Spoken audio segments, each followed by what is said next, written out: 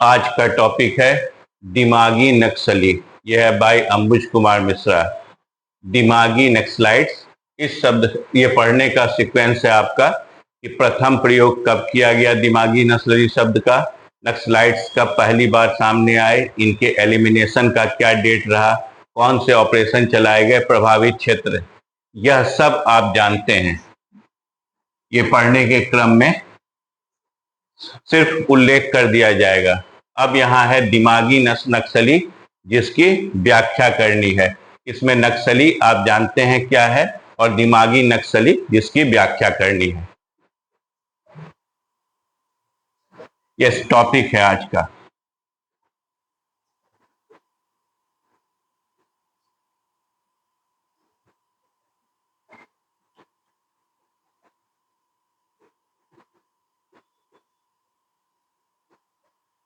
दिमागी नक्सली शब्द का प्रथम प्रयोग, या शब्द का प्रथम प्रयोग है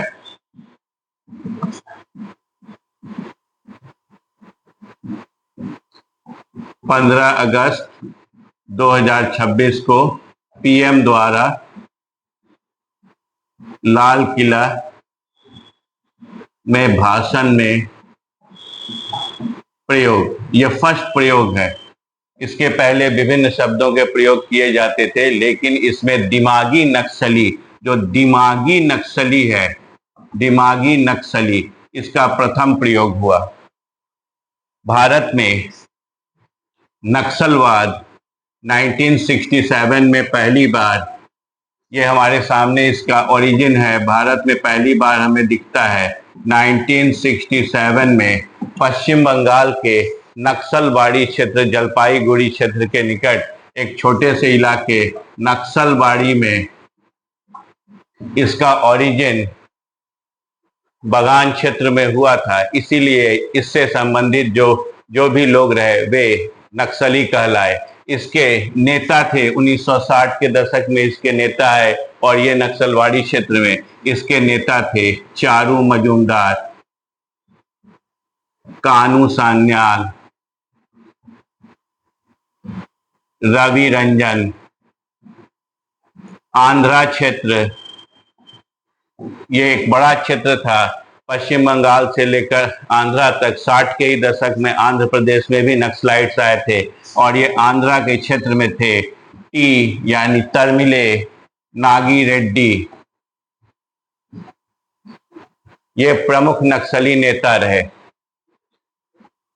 इनके इलाकों के में जो व्यापक क्षेत्र रहा इनका, वो व्यापक क्षेत्र रहा बंगाल, बिहार, झारखंड, छत्तीसगढ़, आंध्र प्रदेश, कर्नाटक, महाराष्ट्र, एक बड़े इलाके में ये फैले हुए रहे।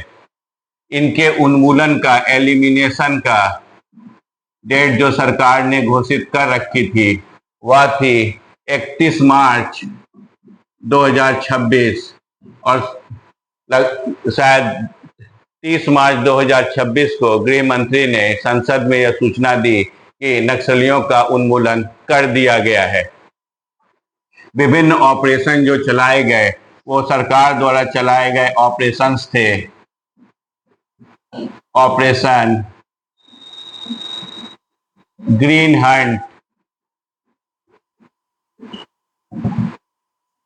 ऑक्टोपस, थंडर स्टॉर्म, कगार, प्रहार, ये बहुत से ऑपरेशन सरकार ने चलाए, और अंततः ग्रीन हंट के तहत और फाइनली ये उन्मूलित कर दिए गए। अब सवाल है कि इसमें कहा गया है प्रधानमंत्री के द्वारा कि दिमागी नक्सली भी एक तत्व है। जो सशस्त्र सेना जो संघर्ष कर रहे थे नक्सली, उनका तो उन्मूलन कर दिया गया, लेकिन जो दिमागी नक्सली थे उनका उन्मूलन अभी बाकी है, उनसे बचकर रहना है। अब सवाल है ये दिमागी नक्सली क्या है, तो अब इसी को देखते हैं। यह है दिमागी नक्सली,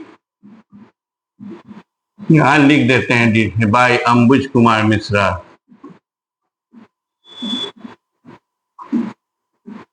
जो आप जानते थे वह तथ्यगत आपके पास पहले से था, जो हमने उल्लेख कर दिया है। अब ये आपको व्याख्या समझनी है। ये एक विषय है पूरा, यह है वैचारिक, सैद्धांतिक, बौद्धिक, इंटेलेक्चुअल, आइडियोलॉजिकल, ये सभी दिमागी का अर्थ यहाँ यही है। वैचारिक नक्सली, सैद्धांतिक नक्सली, बौद्धिक नक्सली, इंटेलेक्चुअल नक्सली और आइडियोलॉजिकल नक्सली। और नक्सली में जिन्हें हम कहते हैं, यह इसका एग्जीक्यूटिव पार्ट है, यह इंप्लीमेंट करता है, इंप्लीमेंटेशन से संबंधित है, यह सशस्त्र ग्रुप है,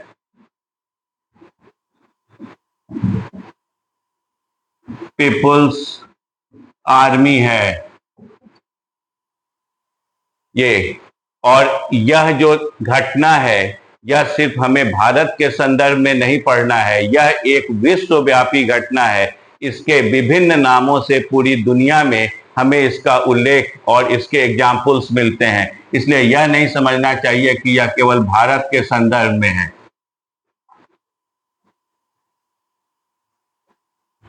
अब इसका आइडियोलॉजिकल पार्ट क्या है?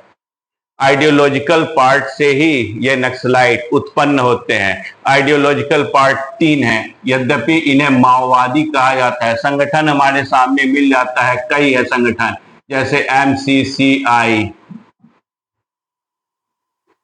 CPI, ML, ये है पीपुल्स वार ग्रुप।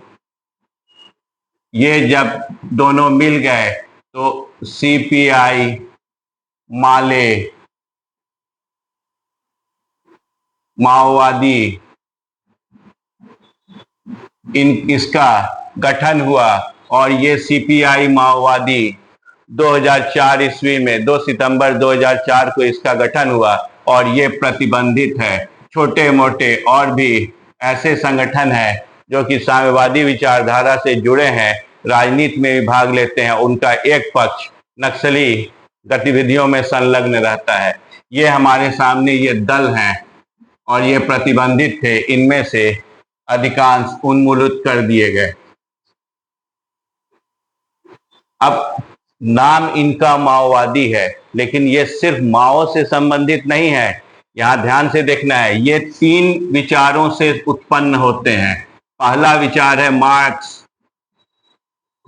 दूसरा लेनिन, तीसरा माओ जेडैंग, माओ से तुंग हिंदी में कहते हैं। इनके विचारों से यह उत्पन्न होता है। अब इनके कौन से विचार इस विचारधारा को उत्पन्न करते हैं? मार्क्स के विचारों को देखें, जहां से यह उत्पन्न होगा। मार्क्स, ये कार्ल मार्क्स हैं। कार्ल मार्क्स के प्रथम सिद्धांत था वर्ग संघर्ष का। कार्ल मार्क्स ने लिखा था कि यह दुनिया का इतिहास वर्ग संघर्ष का इतिहास है।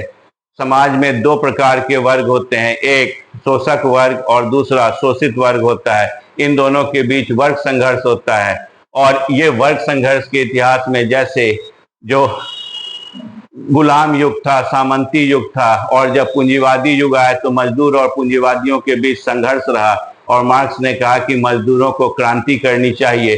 क्रांति, उसके उन्होंने कुछ तर्क दिए थे। यह तर्क ही नक्सलवाद को जन्म देता है। यह तर्क है सरप्लस वैल्यू का,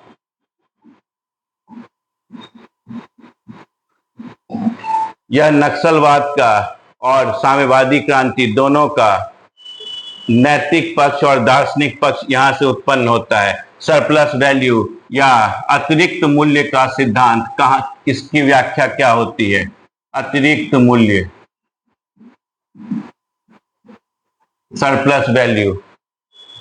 लॉक ने एक थ्योरी दी थी और लॉक ने कहा था कि प्रकृति प्रदत्त सभी वस्तुएं मुफ्त होती हैं। प्रकृति प्रदत्त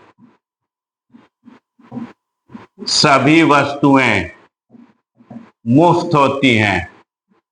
प्रकृति ने हमें सभी चीजें मुफ्त दी हैं। भूमि है, प्रकाश है, जंगल है, लकड़ी है, पानी है, ये सभी चीजें प्रकृति ने हमें मुफ्त दिया है। ईटीसी जो भी प्रकृति प्रदत्त है मुफ्त है, तो मुफ्त की कोई कीमत नहीं होती है। लेकिन जब मनुष्य अपने श्रम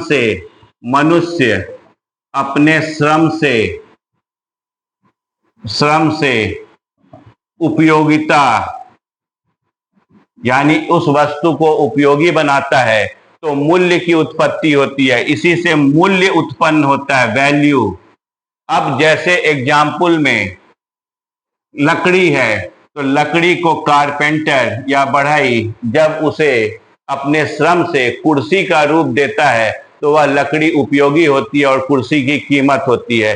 लॉक के इस सिद्धांत को एक छोटा सा परिवर्तन करके क्रांति का आधार मार्क्स ने तैयार किया।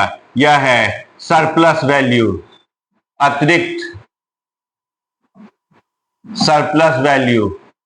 मार्क्स ने इस तर्क को रखा कि एक प्रकृति प्रदत्त सभी वस्तुएं मुफ्त हैं। अगर लकड़ी लिया गया, वह लकड़ी मुफ्त थी। एक पूंजीपति ने उस लकड़ी को बढ़ई को दिया, बढ़ई को से कुर्सी बनवाई, कुर्सी के लिए मजदूरी दी 100 रुपया, और उस कुर्सी को फिर 200 रुपये में बेच दिया, और 100 रुपया सिर्फ मजदूर को दिया या कारपेंटर को, बढ़ई को दिया, और 100 रुपया स्वयं रखा। कुर्सी का वह मूल्य जो 200 रुपया में बिका, वह बढ़ई के श्रम से बना था, कारपेंटर के श्रम से बना था, और वह पूंजीपति ने ले लिया। उसका कोई श्रम वहां नहीं लगा था। उपयोगिता का सृजन बढ़ई ने किया था, इसीलिए वह पैसा बढ़ई का है, कारपेंटर का है। जो उद्योग लगा है वह मजदूर के द्वारा, प्रोडक्शन के द्वारा लगता है। प्रकृति प्रदत्त वस्तुओं को जब प्रोडक्शन में या कोई उपयोगी वस्तुएं बनाई जाती हैं, तो वह श्रम, वह मूल्य का निर्माण मजदूर करता है। इसलिए वह सारी संपत्ति मजदूर की होती है। पूंजीपतियों ने उसे चोरी की है। इसीलिए जितना भी उत्पादन के साधन है, मजदूर को क्रांति कर उस पर अधिकार करना चाहिए, और क्रांति का यह नैतिक आधार मार्क्स ने तैयार किया था। अब यहाँ पर भारत में जो साम्यवाद, जो नक्सली आंदोलन दिखा, वह एक नक्सली आंदोलन हमारे सामने दिखा बंगाल में, पश्चिम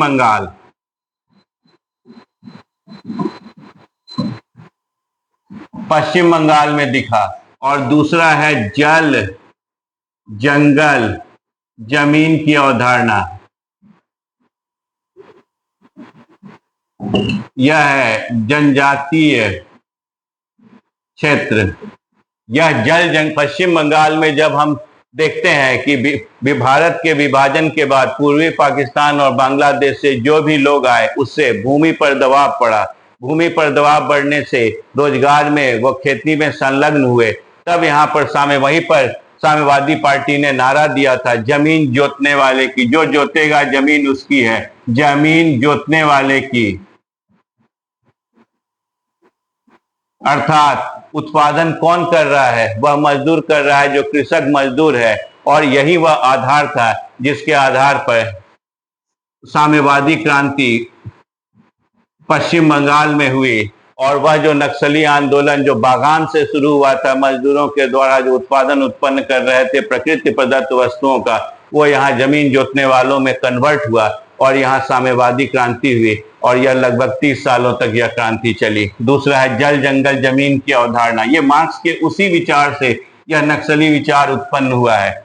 और जल, जंगल, जमीन की अवधारणा, चूंकि यह प्रकृति प्रदत्त वस्तुएं हैं, और ये इनको यहाँ नाम, रहने वालों को आदिवासी नाम दिया गया। यह 19वीं 20वीं सदी में पहली बार आदिवासी शब्द का प्रयोग हुआ है। उसके पहले ऐसे शब्द हमें प्राय नहीं मिलते हैं।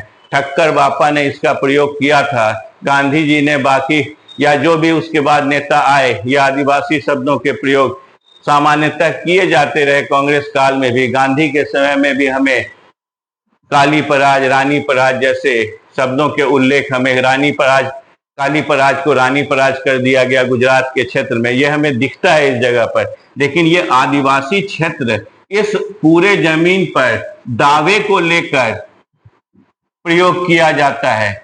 सरकार चाहती है जनजातीय क्षेत्र के रूप में कहना या अविकसित क्षेत्र से जो विकास की अवस्था है, यह वह इलाका है जो कि जंगल का इलाका है, जिसका विकास नहीं हुआ है। यानी जो अविकसित से गांव का विकास, गांव से कस्बे का, शहर का और महानगर का विकास होता है, जहां पूंजी निवेश नहीं हो पा रहा है, ऐसा सरकार अपनी अवधारणा रखती है। लेकिन वे सभी लोग जो इस जल जंगल जमीन की अवधारणा और उस पर आदिवासी शब्दों का प्रयोग करते हैं, वह यहीं से विचारों को ग्रहण करते हैं, दावे का ग्रहण करते हैं, और यही वह बौद्धिक नक्सली या दिमागी नक्सली के रूप में हमें प्राप्त होता है। ये दूसरा एग्जाम्पल मार्क्स से हमें प्राप्त होता है। अब तीसरा देखते हैं लेनिन के विचारों को। लेनिन ने हमारे सामने, लेनिन के कौन से विचार, ये दिमागी नक्सली या बौद्धिक नक्सली सिर्फ भारत में नहीं, पूरी दुनिया में अलग अलग नामों से हमें ये दिखाई देते हैं, अलग अलग रिवॉल्यूशनरी ग्रुप्स के नाम से हैं। अब ये लेनिन को देखें, लेनिन के विचारों, लेनिन के बुक्स हमारे पास हैं। Development of capitalism in Russia 1899, उसके अलावा imperialism the highest stage of capitalism, इन्होंने लिखा था। इन्होंने दो बातों को एक्सप्लेन किया था, दोनों हमारे इस नक्सलवाद से संबंधित है। पहला, सर्वहारा के अग्रणी के रूप में दल, party as the leader of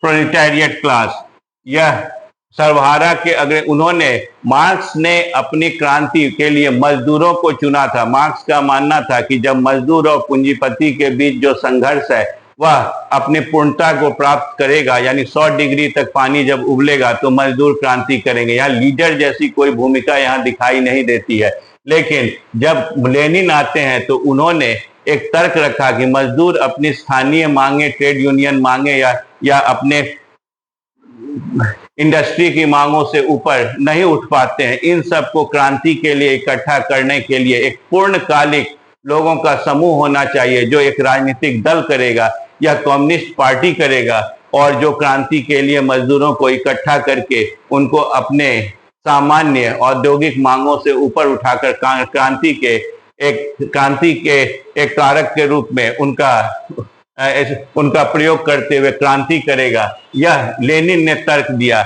यह जो एक तर्क है, यही वह बौद्धिक क्लास है जो यहीं से दिमागी नक्सली के राजनीतिक दल उत्पन्न होते हैं। दिमागी नक्सली का वह विचार कि हमें नेतृत्व देना है, यह हर यूनिवर्सिटी में, हर कॉलेज में, हर जगह, हर गांव, शहर, सब जगह, ये सिर्फ अर्बन इलाके में नहीं है, ये गांव गांव तक फैले हुए विचारधारा है, जिसके स्थानीय नेता हमें पाए जाते हैं। गांव, शहर और यूनिवर्सिटी और बड़े बड़े संस्थान या बड़े बड़े जो शैक्षणिक संस्थान हैं और राजनीतिक दलों में हमें इनकी प्राप्ति होती है, हमें दिखाई देते हैं। ये दिमागी नक्सली इस सर्वहारा के अग्रणी दल के रूप में, पार्टी के रूप में गठित करना, लोगों को एकजुट करना, ये लेनिन के ही विचारों से सामने आया है। दूसरा विचार है, और यह है लेनिन का हमारा, और यह है जंजीर की कमजोर कड़ी, weakest link of the chain.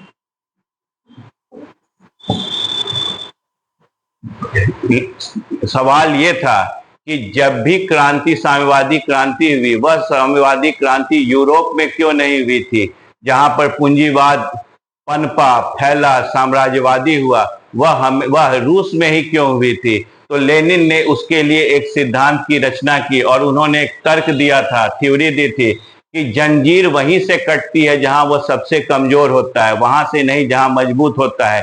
यह जो पूंजीवाद था यूरोप में, यह पूंजीवाद कच्चा माल और बाजार के लिए बाहर निकला। इससे वे पूंजीपति दिनों दिन मजबूत होते गए, उनकी आय भी घटी नहीं और मजदूरों की भी आय घटी नहीं, मजदूर भी मजबूत होते गए, और मजदूर होते हुए भी वे मजबूत पूंजीपतियों का नाश न कर सके, क्योंकि या जो पूंजीपति वर्ग था या सशक्त था, इसीलिए यह वहीं टूटेगा जहां से कमजोर हो, यानी जहां पर पूंजीपति कमजोर होंगे वहीं पर क्रांति होगी। यही वह सिद्धांत है जो अब भारत के क्षेत्र को देखें, अगर क्रांति होगी तो कहां होगी। एग्जाम्पल देखते हैं, दुनिया का पहले देखते हैं क्रांति कहां हुई थी। क्रांति हमें दिखाई देती है, क्रांति किस जगह साम्यवादी हुई? यह रूस में हुई। कहीं भी पूंजीवाद मजबूत नहीं था, कहीं पूंजीवादी देश में साम्यवादी क्रांति नहीं हुई। हमेशा कमजोर लिंक को तलाश कर, ये वो चीज है जिसे हर नक्सली, हर साम्यवादी जानता है और इसी को वो अप्लाई करता है। इन्हीं जगहों पर वह अपने एक्शन को क्रिएट करता है। या रूस हुआ, चीन, क्यूबा, पोलैंड, ये बाहर से मदद भी आई जिससे क्रांति हुई। रोमानिया, चेकोस्लोवाकिया, युगोस्लाविया,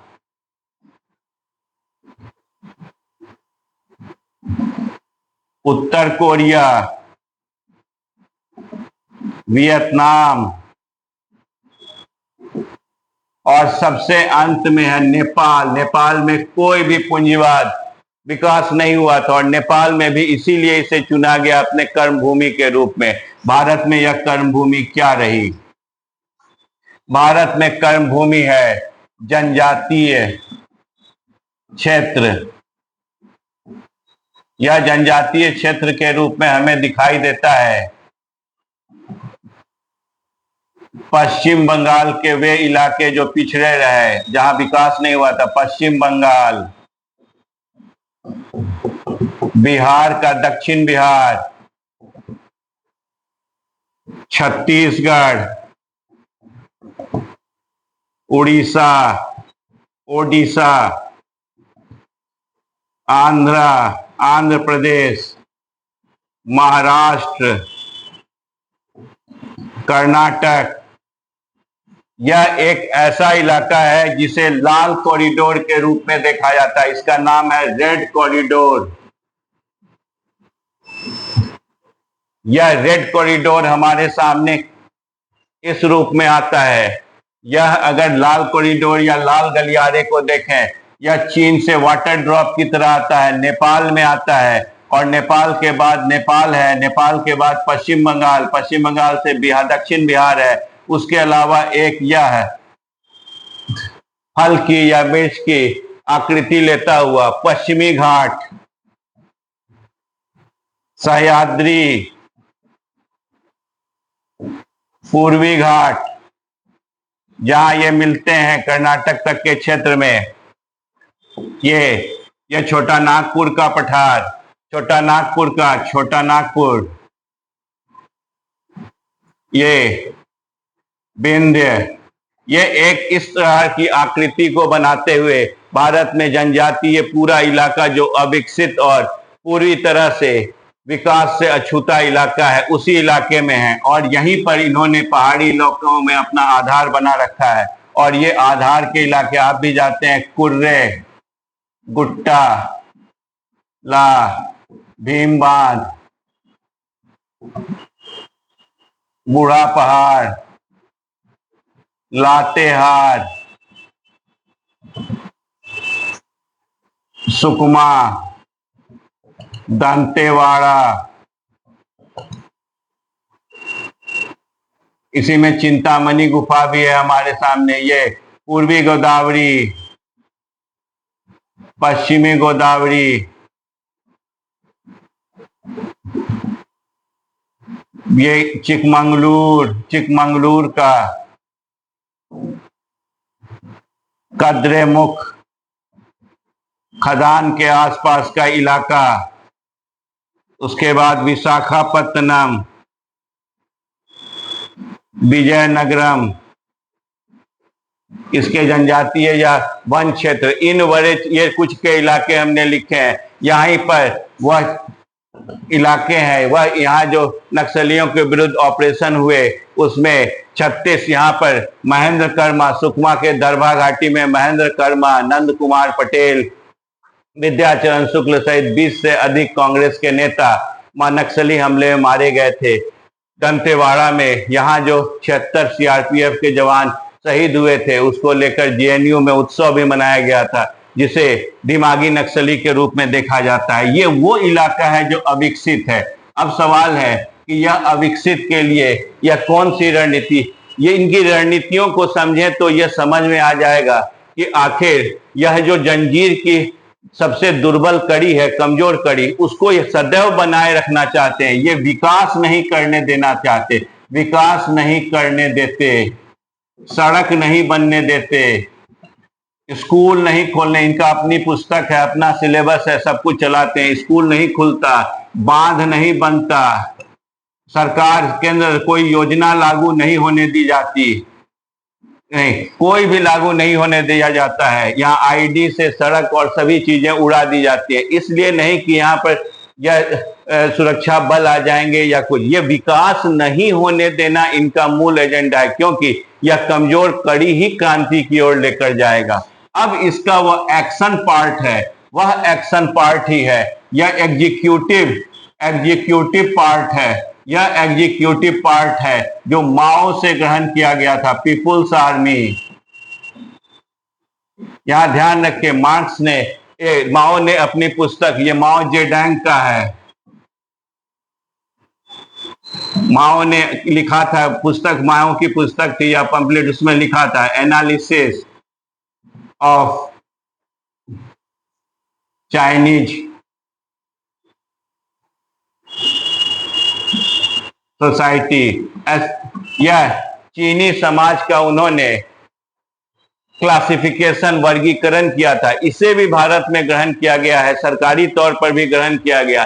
यहाँ ये जो क्लासिफिकेशन करते हैं, इस क्लासिफिकेशन में उस वर्ग को देखते हैं जहां क्रांतिकारिता की पहचान की जा सके। यह है कृषि भूमि श्रमिक मजदूर, भूमि श्रमिक, किसान, बुद्धिजीवी जो इन विचारों को रखते हैं,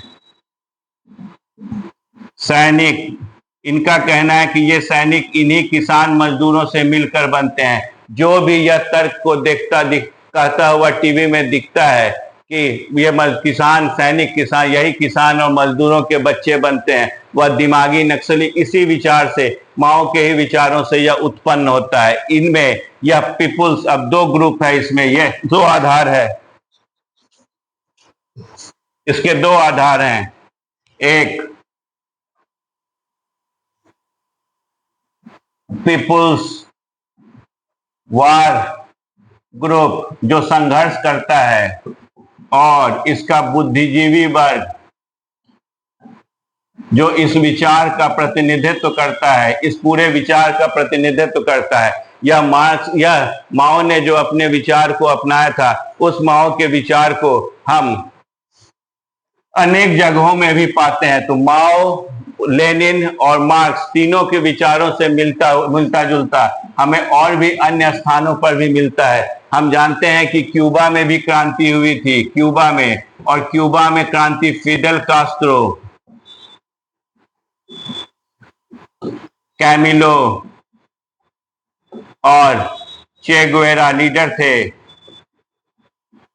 चे गुवेरा, ये क्यूबा उस समय अविकसित अवस्था में था और पूंजीवादी पे विकास नहीं हुआ था। यहां से चे गुवेरा बोलीविया है, वह मुल्क, यह बोलीविया के जंगलों में, चिक्विताने के जंगलों में, वहां अमेजन का जंगल है चिक्विताने, ये यूरो रेवाइन के इलाके में इसे पकड़ा गया और बोलीवियाई सैनिकों द्वारा मार दिया गया था। ये रेवाइन के क्षेत्र में मार दिया गया। अब ये बोलीविया चे गुवेरा की थ्योरी है, वह है गुरिल्ला वारफेयर। ये गुरिल्ला वारफेयर का जो सिद्धांत है, ये भी इनको मोटिवेट करता है। वह मार्क्स, माओ और लेनिन के विचारों से क्यूबा में भी हमें दिखा, भारत में भी।